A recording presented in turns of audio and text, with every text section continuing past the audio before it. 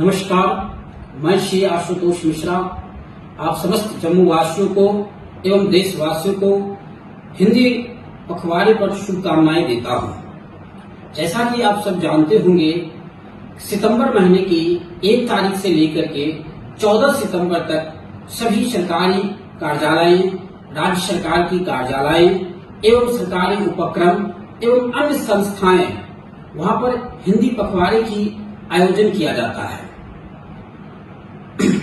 असल में ऐसा क्या कारण है कि हम इस पखवाड़े को हिंदी पखवाड़े के रूप में प्रायोजित करते हैं?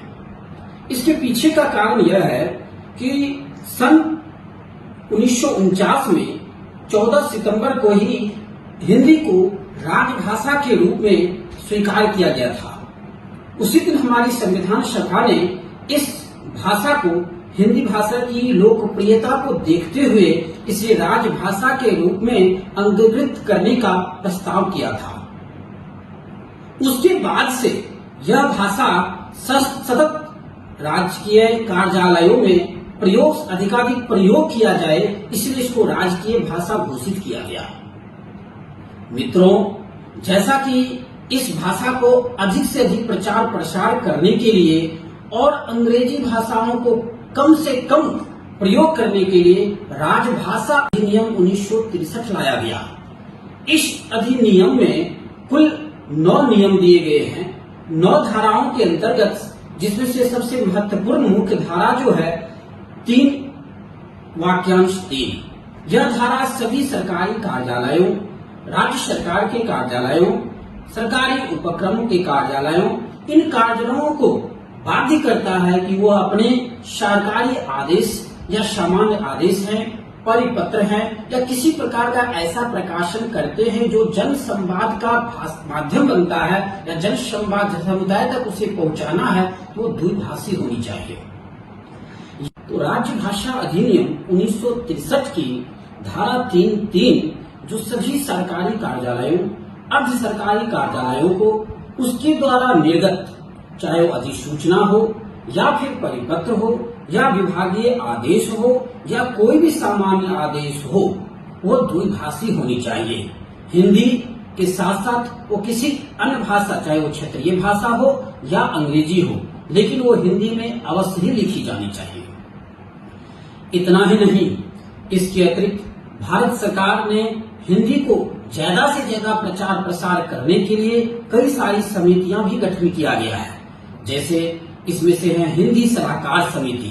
यह समिति हमारे मंत्रालय को समय समय पर हिंदी की नए शब्दों का खोज व अन्वेषण करने का काम करता है। इसके अतिरिक्त हिंदी को टंकन वो सूचना प्रौद्योगिकी में ज्यादा से ज्यादा इसकी भूमिका को बांधने के लिए भी हमारे हिंदी तकनीकी समिति का गठन किया गया है, जो सारे तकनीकी शब्दों का प्रयोग हिंदी में उसका रूपांतरण करके जन समुदाय को ज्यादा से ज्यादा हिंदी भाषी बनाने का प्रयास कर रही है। इसके अतिरिक्त संविधान राज्य भाषा अधिनियम के अंतर्गत हिंदी संसदीय समिति ने कार्यालय राजभाषा समिति का गठन किया, जो ऐसे सभी शहरों में या ऐसे सभी उपक्रम या ऐसे सभी कार्यालय जहां कम से कम 10 कर्मचारी हैं, उस 10 कर्मचारी वाले सभी कार्यालयों में एक राजभाषा कार्यान्वयन समिति होगी, जो प्रति माह या कहे तो हर तिमाही एक त्रैमासिक बैठक करेगी, जिसमें वह हिंदी का अपने विभाग में कार्यालय कार्यों में ज्यादा से ज्यादा प्रयोग करने की समीक्षा करेगी। इसके अतिरिक्त सरकार ने यह भी घोषणा की है, एक नगर राजभाषा कार्यान्वयन समिति का गठन किया गया है, जो ऐसे शहर जहां पर सरकारी उपक्रमों की संख्या 10 होगी, वो शहर में नगर राजभाषा कार्यान्वयन समिति होगी, जिसमें उन सभी उपक्रमों का कार्यालय प्रधान जो प्रमुख होगा वो उसका सदस्य होगा, और इसकी बैठक कम से कम अर्धवार्षिक यानी साल में 2 बार अवश्य होनी चाहिए, और हिंदी में किए गए कार्यों का समीक्षा इसका मुख्य विषय वस्तु होना चाहिए। इतना के होने के बावजूद हर निगम मुख्यालय या हो या फिर उपक्रम हो या फिर सरकारी कार्यालय हो, वहां पर इस पखवाड़े में हिंदी को ज्यादा से ज्यादा प्रसारित करने के लिए कई तरह की प्रतियोगिताएं आयोजित की जाती है। इसी प्रतियोगिताओं के क्रम में कई सारे प्रतियोगिता आयोजन की जाती है, जिसमें निबंध लेखन, हिंदी टंकन, हिंदी में ज्यादा से ज्यादा कार्मिक कैसे टंकन का काम करे, इसकी प्रतिस्पर्धा को मूल्यांकन करने के लिए हिंदी टंकन की जाती है। शब्दावली प्रतियोगिता होती है, जिसमें आप अधिक से अधिक हिंदी रचनात्मक शब्दों का और अंग्रेजी के रूपांतरण शब्दों का अनुभव प्राप्त करते हैं। उसके पश्चात कई संस्थाएं कविता या काव्य पाठ का भी आयोजन करती है। दरअसल यह काव्य पाठ का आयोजन ज्यादा से ज्यादा प्रतिभागी को हिंदी के प्रति दिलचस्प या रुचि जगाने के लिए की जाती है कि आप ज्यादा से ज्यादा हिंदी के भाषाओं को किस प्रकार एक कला, मनोरंजन के और सांस्कृतिक का परिचय के रूप में देख सकते हैं। इसी कविता के माध्यम से मैं आपको एक संदेश भी देना चाहता हूं। मैंने भी इस पखवाड़े को अपनी उपस्थिति, सक्रिय उपस्थिति को दर्ज करने के लिए कविता की रचना की है। कविता का शीर्षक है सचेतना, मतलब कॉन्शियसनेस। आपके हमेशा अपने आप को कॉन्शियस रहना होगा, नहीं तो वह समय दूर नहीं है जब आप इस प्रतिस्पर्धी युग में आप पीछे पड़ जाएंगे।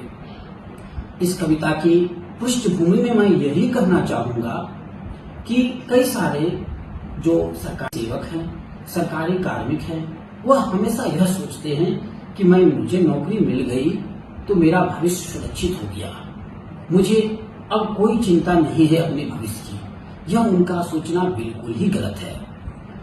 एक तो वर्तमान सरकार इन दुर्गुणों को दूर करने के लिए और अपने सेवकों को हमेशा प्रतिस्पर्धी बनाए रखने के लिए और भारतीय अर्थव्यवस्था को मजबूत करने के लिए भारतीय सेवकों का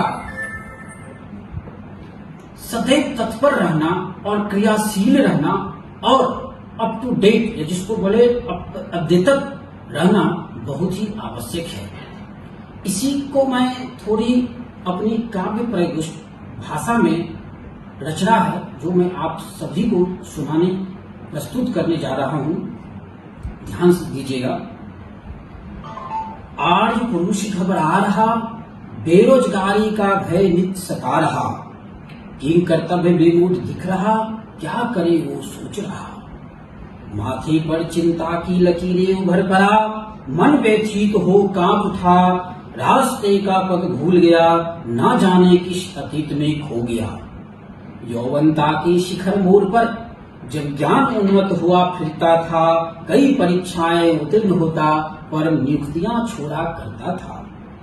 पदवी तनख्वाह की तुला केंद्र में, पदवी तनख्वाह की तुला केंद्र में अशांत मन बेचैन हो उठा, अर्हता आयु के अंत में राजसी नौकरी का चयन हुआ। राजसी मतलब सरकारी नौकरी। परिवार पोषण का दायित्व बढ़ा, विलासिता का प्रादुर्भाव हुआ, गाड़ी बंगले का अरमान सजा, पर सच्ची खुशी ना मिल सका। जिम्मेदारियां बढ़ती गई, ज्ञान ग्रह सिमटती गई, अनुभव का विकास हुआ, अनीति का चहु प्रसार हुआ। जिम्मेदारियां बढ़ती गई। जब भी कार्मिक नौकरी या अपना कार्यभार संभालते हैं, उनकी जिम्मेदारियां बढ़ती चली जाती है, परंतु उनमें जो सीखने की क्षमता है या ज्ञान ग्रह की जो क्षमता है वो कम होती चली जाती है। और रिजल्ट में उसे क्या मिलता है? रिजल्ट में उसे मिलता है केवल अनुभव, और उस अनुभव के वजह से ही वह अपने आप को शिथिल महसूस कर लेता है। वो आगे की अपने गतिमान रफ्तार को धीमा कर देता है और अनीति की ओर अग्रसर हो जाता है। तो उसी के में लिखा है, जिम्मेदारियां बढ़ती गई, ज्ञान ग्रह सिमटती गई, अनुभव का विकास हुआ, अनीति का चहु प्रसार हुआ, आत्मसम्मान का घड़ा फूटा, नैतिकता का बलि चढ़ा, ग्लानि का एहसास हुआ, स्वाभिमानी तारम हुआ, भावना कुंठित हुई, तृष्णा का तिरस्कार हुआ, क्षुब्ध मन धिक्कार रहा, न्याय का संघार हुआ। कार्मिक इन सारी दुर्गुणों से ग्रसित हो जाता है, वो घूस कमाने लगता है, उच्च महत्वाकांक्षी हो जाता है, उसकी अनैतिकता ही अनैतिकता कार्य बढ़ने लगती है। उनकी नैतिकता कहाँ चली गई, उनके संस्कार विचार कहाँ चले गए, उनके अच्छे सद्गुण कहाँ चले गए, वो सारी सरकारी पदवी पाके ही भूल जाता है। तो कवि यही कहना चाहता है, आत्मसम्मान का घड़ा फूटा, नैतिकता का बलि चढ़ा, ग्लानि का आभास हुआ, स्वाभिमानी तारम तार हुआ, भावना कुंठित हुई, तृष्णा का तिरस्कार हुआ, क्षुब्ध मन धिक्कार रहा, न्याय का संहार हुआ। इतिहास बार बार दोहराता है, मानव मूल्य जब गिरता है, जग धराशायी होता है, पर विपदा टल नहीं पाता है। जब इस तरह के कार्मिकों की संख्या बढ़ती जाएगी तो यह भारत हमारा कभी महान नहीं हो पाएगा। इसीलिए सभी कार्मिकों को अपने सद्गुणों को विकास करना होगा, दुर्गुणों को त्यागना होगा। इसके लिए आपको आत्मचिंतन की जरूरत होगी, अन्यथा क्या होगा? इतिहास बार बार दोहराता है, मानव मूल्य जब गिरता है, जग धराशायी होता है, पर विपदा अटल नहीं पाता है। सुसुप्त मन जाग उठा, आत्मज्ञान प्रदीप्त हुआ, बुद्धि का प्रखरन हुआ, विवेक का उन्नयन हुआ। जब आप अपने आत्मचिंतन से अपने आप का मूल्यांकन करेंगे कि आप क्या थे और क्या हो गए हैं, तो आपको मन अंतर्मन से आवाज आएगी और आपको अपने आप को जागृत करना होगा, पुनर्जागृत होना होगा। धीर वीर गंभीर हो, प्रबुद्ध कुशल प्रवीण हो, शील सुयोग्य संजमीन हो, सबल बनो प्रबल रहो। वक्त सदैव सिखलाता है, चुनौती स्वीकार करने की जो क्षमता रखता है, सफल योद्धा वही कहलाता है जो आत्मनिर्भर बनकर दिखलाता है, आत्मनिर्भर बनकर दिखलाता है। मित्रों, यह कविता का मैंने पाठन किया और आप सभी ने इसका श्रवण किया होगा। आपको यह कविता कैसा लगा? आप हमें जरूर वीडियो को लाइक करके या मैसेज या अपने कमेंट में कमेंट डालकर हमें जरूर प्रतिक्रिया दें। हम आपकी प्रतिक्रिया का इंतजार करेंगे। साथ ही साथ आप सभी से अनुरोध है कि आप ज्यादा से ज्यादा हिंदी भाषा का प्रयोग करें। कार्यालय कार्यों में आप हिंदी भाषा में ही पत्राचार करें। आपके समस्त पत्राचार का उत्तर भी हिंदी भाषा में ही मिलेगा। हिंदी से सहज आपके लिए कोई दूसरा भाषा नहीं हो सकता है, क्योंकि हिंदी आपकी मातृभाषा है। जय हिंद, जय हिंदी, जय भारत, जय भारती। धन्यवाद।